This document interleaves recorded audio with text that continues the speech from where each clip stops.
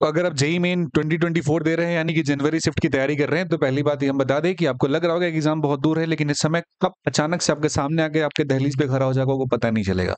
सवाल ये है कि इस बात की तैयारी आज से की जाए सो दैट वहां पे जनवरी पे पैनिक नहीं हो। दूसरा ये है कि इस बार कोई एग्जाम का रेट बढ़ने वाला नहीं, एग्जाम का रेट एकदम जनवरी में है तो जनवरी में ही होगा। और तीसरा सबसे इंपॉर्टेंट चीज है कि यही एक एग्जाम है जो सबसे मिनिमम मेहनत के साथ स्ट्रेटेजिकली अगर काम करे तो बहुत आराम से हमें एक अच्छी एनआईटी में एंट्री दिला देता है। एक बेहतरीन पैकेज 35-40 लाख का आपको मिल जाता है वहां पे, अगर इसमें सही तरीके से काम करेंगे, जो कि डुएबल चीज है, बहुत टफ नहीं है।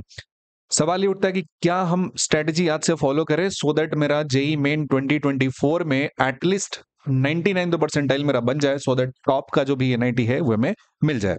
देखो ध्यान से, जो मेरा एग्जाम होता है, अब सबको पता है ना कि मेरे एग्जाम में एक टोटल नंबर ऑफ क्वेश्चन कितने होते हैं। तो हमारे पास 3 सेक्शन होते हैं और हर एक में 30 क्वेश्चन आते हैं। अब इस 30 में क्या हो जाता है, यहाँ पे 20 हो जाता है मेरा एमसीक्यू, प्लस 10 होता है न्यूमेरिकल टाइप होता है। लेकिन हमें आंसर कितना करना पड़ता है, हमें आंसर करना पड़ता है 25 क्वेश्चन यहाँ पे आंसर करना पड़ता है। ध्यान से देखना, जो भी एग्जाम एनटीए ने कंडक्ट कराया है, जो भी एग्जाम एनटीए कंडक्ट कराता है, एनटीए के लिए जो मेरे लिए इंपॉर्टेंट है सबसे ज्यादा, वो बुक क्या है, एनसीईआरटी। ऑल्दो ये बुक है अभी इस बार चेंज हुआ है, काफी कुछ बदलाव हुआ है, लेकिन उतना कुछ खासा मेजर चेंज नहीं हुआ। जो भी चेंज हुआ बिलीव मी वो सिर्फ बोर्ड के लिए होगा, तो इस पे ज्यादा कुछ टाइम बर्बाद करने की जरूरत नहीं है। जो चेंजेस है वो सिर्फ बोर्ड के लिए एप्लीकेबल होंगे, एंट्रेंस एग्जाम में तो आपके पूरे पूरे पूछे जाएंगे, बट इनका सिलेबस अकॉर्डिंगली एनसीईआरटी का होता है। तो कुछ कुछ पोर्शन के लिए अगर आप 99 परसेंटाइल स्कोर करना चाहते हो जेई के एग्जाम में जनवरी सेशन में, तो याद रखना कि सबसे इंपॉर्टेंट सब्जेक्ट जो होने वाला है आपका स्कोर दिलाने में, वो सब्जेक्ट होने वाला है केमिस्ट्री होने वाला है, जिसपे शायद आप उतना ध्यान नहीं देते हो। और केमिस्ट्री में भी जो पढ़ते हैं आप, वो कैसा होता है, ये हो जाता है हमारा एनसीईआरटी होता है। एनसीईआरटी का दो चीजें आपको अच्छे से क्लियर होनी चाहिए, एक होता है मेरा थ्योरी, प्लस दूसरा होता है क्वेश्चन। अगर ये दो बहुत सही तरीके से जानते हैं तो आपके लिए स्कोर करना बहुत आसान होता है।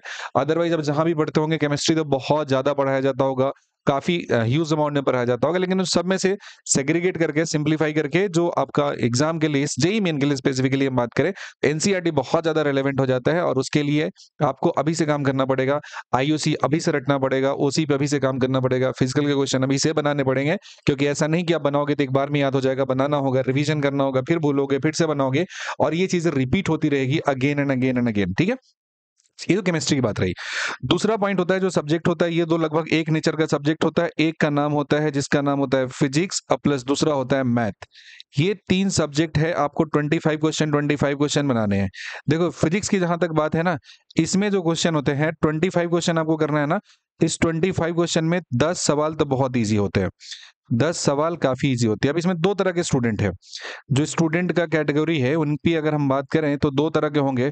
एक तो होंगे जो 12th वाले होंगे, और दूसरा कौन सा स्टूडेंट होगा, जो ड्रॉप लिया होगा। देखो तुम 12th हो चाहे ड्रॉप हो, दोनों 11 तुमने पढ़ा हुआ है, 11 तुमने पढ़ा हुआ है, एटलीस्ट तुम्हें समझ आई चाहिए नहीं लेकिन पढ़ा हुआ है, तो तुम्हें क्या करना है कि अभी जो भी चल रहा है साइड में आपको दो चीजें डेली कंटिन्यू रखनी है। 2 things you have to do on a daily basis अगर आप जबरदस्त प्रैक्टिस करना चाहते हैं। पहला क्या है कि जो भी जेई मेन का पीवाई क्यू दिया हुआ है आपके पास, जो भी जेई मेन का पीवाई क्यू अवेलेबल दिया है, इस पीवाई क्यू को डेली सॉल्व करना है।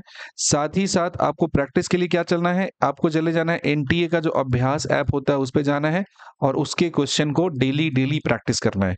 और इस अभ्यास ऐप का क्वेश्चन हर रोज हम शेयर करते हैं, so you can join the Telegram channel, ये लिंक यहाँ नीचे डाला होगा, आप उसको ज्वाइन कर सकते हो। तो ये दो चीजें आपको डेली करनी है, इसमें प्रैक्टिस का काम करना भी, को जब तक प्रैक्टिस नहीं करोगे कॉन्फिडेंस नहीं आएगा। समझ में आ रही बात? तो ये करना है आपका। नेक्स्ट होता है सेम लॉजिक आपको किस में लगा देना है, मैथ में लगा देना है, और हर रोज अपने स्कोर को इंप्रूव करने की कोशिश करनी है।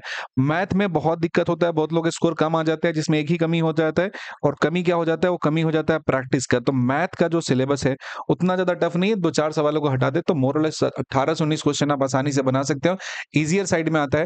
आप मैथमेटिक्स का जो आपका एक्सक्लूसिवली जेई मेन का टाइप क्वेश्चन होता है, जो प्रीवियस ईयर क्वेश्चन हो गया, जो मॉक पेपर हो गया जेई मेन के लिए, उसको आज से प्रैक्टिस करेंगे तब जाके 6-7 महीने के अंदर में आपका सिलेबस है वो ठीक ठाक थॉरली एक बार हो पाएंगे।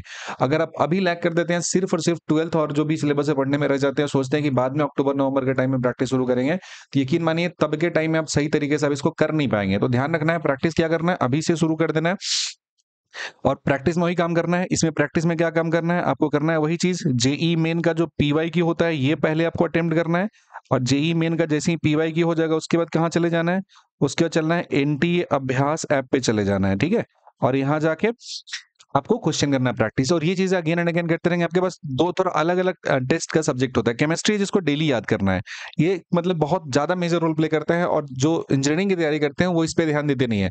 केमिस्ट्री में आपको आईयूसी हर रोज याद करना है, एवरी डे। जब एग्जाम में पूछा जाता है एकदम दिमाग में टक से आना चाहिए बाहर में कि हाँ क्या पूछ रहा है यहाँ पे। डेली केमिस्ट्री रटना है, फिजिक्स के सवाल डेली प्रैक्टिस करने हैं, थ्योरी को रिवाइज करना है और सवाल प्रैक्टिस करना है, चाहे आपको अच्छा लगता है तब भी, ना लगता है तब भी। और मैथमेटिक्स में भी सेम काम करना है, ज्यादा से ज्यादा क्वेश्चन बनाना है। ये सब प्रैक्टिस का होता है, सब्जेक्ट होता है, एक्टिव पार्टिसिपेशन का सब्जेक्ट होता है। तो मैथमेटिक्स में भी क्वेश्चन प्रैक्टिस करना है, फिजिक्स में भी सवाल प्रैक्टिस करना है, और केमिस्ट्री को याद करना है हर रोज एकदम line by line. NCERT chemistry याद होनी चाहिए। और अगर ये चीज करते जाते हो, बिलीव मी, 3-4 महीने के बाद आपके अंदर खुद ब खुद एक कॉन्फिडेंस आएगा, आपके अंदर से आवाज आएगी कि yes I can do this, बहुत आसान एग्जाम है, बहुत टफ है नहीं। और जेईई मेन का जब पीवाईक्यू बनाओगे तब भी आपको लगेगा कि पेपर तो बहुत ईजी है और मेरा लेवल इससे बहुत ऊपर है, तो पेपर तो बहुत आसान जाने वाला है, बस थोड़ी प्रैक्टिस करने की जरूरत है। So let's do it in time. जो समय बचा हुआ है उसमें करोगे तो रिजल्ट तुमको देखने को मिलेगा। समय से लेट हो जाओगे तो कितना भी मेहनत करो वो तुम्हारा रिजल्ट नहीं मिलेगा जो रिजल्ट तुम डिजर्व करते हो। So let's start today, commit to yourself कि yes I wish to get 99% percentile. और इसके लिए जो भी हमको सिस्टमेटिकली काम करना है, हम आज से तैयारी करेंगे एग्जाम का जो जनवरी में पेपर होने वाला है, उसका रिवीजन आज से करेंगे, उसके क्वेश्चन प्रैक्टिस आज से करेंगे। इसमें लेट मेरे को नहीं होना है। समझ में आ गई बात? तो इसी के साथ आज से स्टार्ट करते हैं और जनवरी की तैयारी करते हैं। Wish you all the best.